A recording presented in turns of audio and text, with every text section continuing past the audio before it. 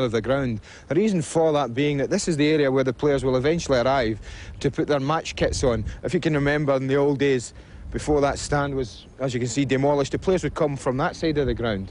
But what's happened now is they've been allocated a place called the BRIC, which is the Blackburn Rovers Indoor Centre. Now, that's about half a mile down the road. And what they do there, the players, they all assemble there, they all put their warm-up gear on, and they get themselves ready, get their boots on, and then they all go from there into minibuses. Now, eventually the minibuses will arrive and they'll come down here and they'll come through those gates there. And both teams will be in this area. And it's from here we go into what has been called the temporary dressing rooms. And I'll tell you what, these ain't bad for temporary dressing rooms. Come and have a look at these.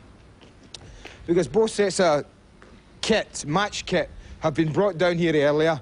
Certainly the Leeds one is already in the dressing room. So we'll eventually come into what's called a holding area in here, where both dressing rooms are. Now, this is before the game, but after the game, players will come back in here, because what they have to do then is let the crowd go away. Maybe 10, 15, 20 minutes, the players will have to wait here before they go back up to the BRIC and they have their showers or their baths or whatever they want to have up there.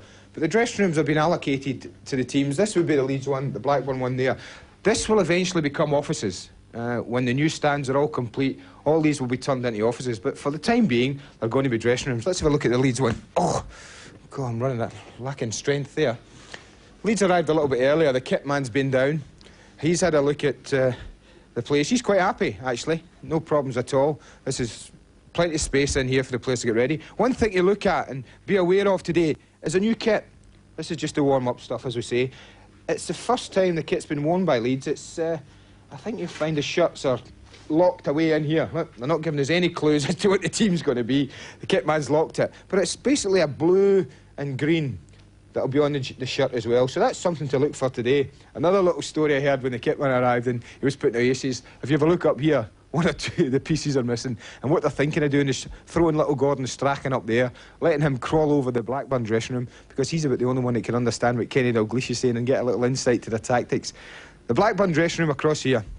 Again, as I was saying, when I arrived here and was been told that they are portable dressing rooms, I thought porta cabins, something like that. But when you look in here, it's actually very spacious indeed. I know a lot of clubs would be happy to have permanent dressing room facilities like this and to be able to use them.